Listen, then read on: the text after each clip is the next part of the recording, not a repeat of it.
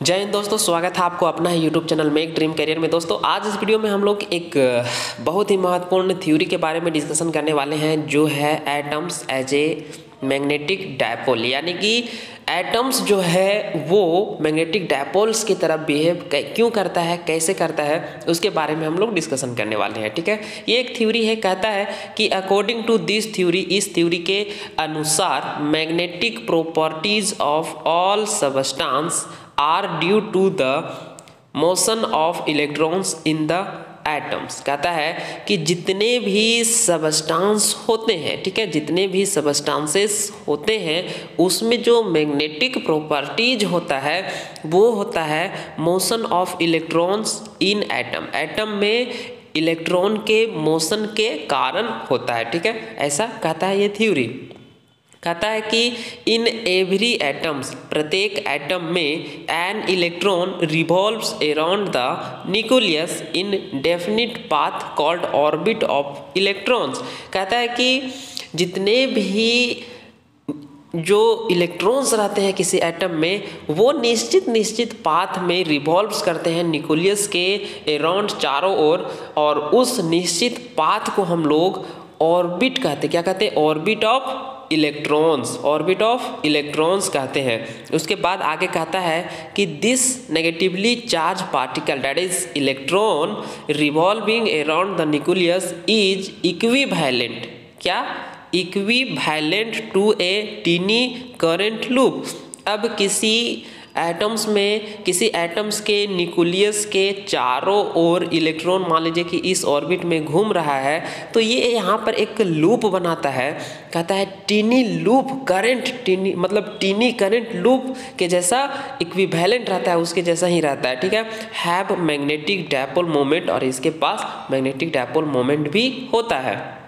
आगे कहता है कि consider an atom in which an electron of charge E, जिसका चार्ज लिया हुआ है, चार्ज का मैग्नीट्यूड लिया हुआ है capital E, is revolving in a circular orbit of radius small R around the nucleus. The motion of this electron constitutes an electric current I is given as. ठीक है, नीचे दिया हुआ है आपका करंट का एक फॉर्मूला।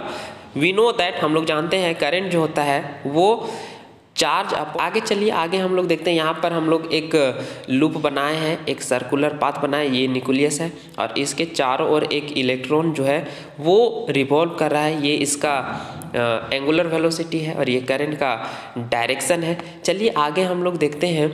यहाँ पर बोलता है कि यहाँ पर टी जो है वो time period of revolving electron का है, जहाँ पर ई और Q इक्वल टू ई है। Q हमारा चार्ज रहता है और यहाँ चार्ज हम लोग मान के चले हैं कि उसका मैग्नीट्यूड क्या है, इलेक्ट्रॉन का चार्ज का मैग्नीट्यूड ई लेकर के चले हम लोग। ठीक है, अब टाइम का बात करें तो टाइम बराबर होता है डिस्टेंस अपॉन वेलोसिटी। यहाँ पर देखिए डिस्टेंस कितना होगा, इस सर्कल के पूरा परिधि, इसका जो पेरीमीटर है वो हो जाएगा।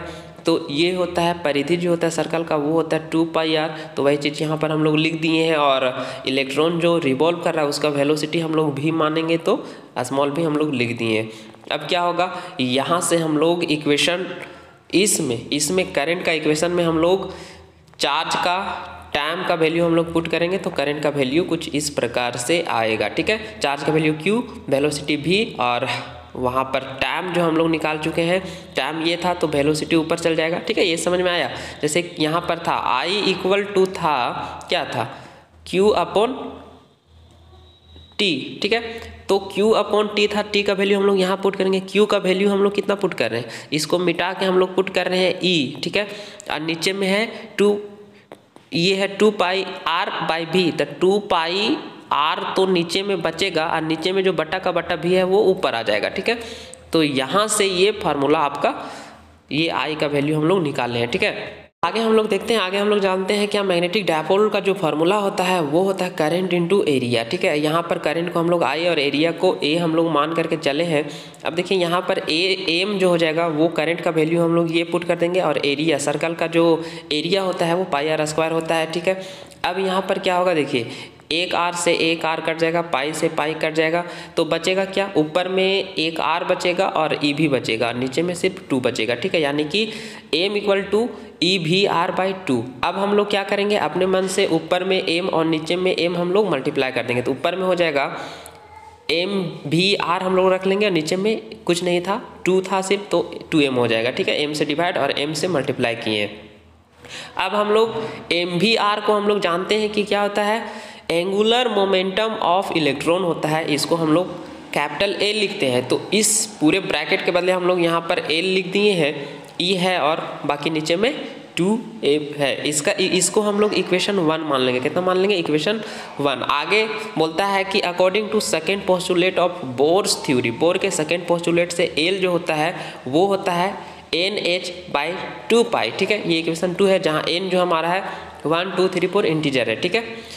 उसके बाद आगे देखिए, यूजिंग इक्वेशन 2 इन इक्वेशन 1। अब L का वैल्यू हम लोग इक्वेशन 1 में जाके पुट करेंगे, तो यहाँ पर L का इक्वेशन में हम लोग पुट करेंगे क्या, L बराबर हम लोग पुट कर देंगे। देखिए ये था L हमारा, तो L बराबर हम लोग इसमें पुट करेंगे। यहाँ पर इक्वेशन 1 में L का वैल्यू हम लोग इक्वेशन 2 से ये हम लोग पुट कर देंगे। तो पुट करने के बाद जो m आएगा वो आएगा ENH 2 इंटू 2m है, यहाँ पर क्या है 2m, उसके बाद इंटू 2 पाई, ठीक है।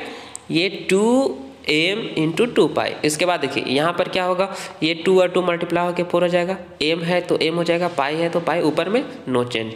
आगे देखिए, ऊपर में n को हम लोग बाहर रख के बाकी सबको हम लोग अंदर में रख लिए हैं, और ये जो होता है, ठीक है, EH/4 पाई m, उसको हम लोग बोलते हैं बोर मैग्नेट्रॉन। क्या बोलते हैं, तो देखिए यहाँ पर क्या होता है, यहाँ पर m का फॉर्मूला हम लोग निकाल चुके हैं, क्या होता है n इंटू बोर मैग्नेट्रॉन। तो जहाँ पर बोर मैग्नेट्रॉन जो है वो आपका हो जाता है क्या, EH/2 पाई m, ठीक है। ये बोर मैग्नेट्रॉन कहलाता है, यहाँ पर हम लोगों ने इसको मान लिया है, ठीक है।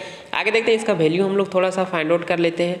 तो इसका जो वैल्यू है वो क्या होगा, बोर मैग्नेट्रॉन में हम लोग मैग्नीट्यूड ऑफ इलेक्ट्रॉन पुट करेंगे। उसके बाद क्या था, उसके बाद था प्लांक्स कांस्टेंट, उसका वैल्यू पुट करेंगे 4 था। उसके बाद पाई था, पाई का वैल्यू पुट करेंगे। उसके बाद मास ऑफ इलेक्ट्रॉन पुट करेंगे।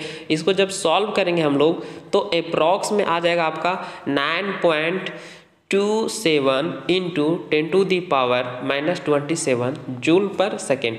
ये था बोर मैग्नेट्रॉन का वैल्यू। अब इसके बाद हम लोग देखेंगे नेक्स्ट वीडियो में। चलिए तो वीडियो को हम लोग यहीं पर समाप्त करते हैं।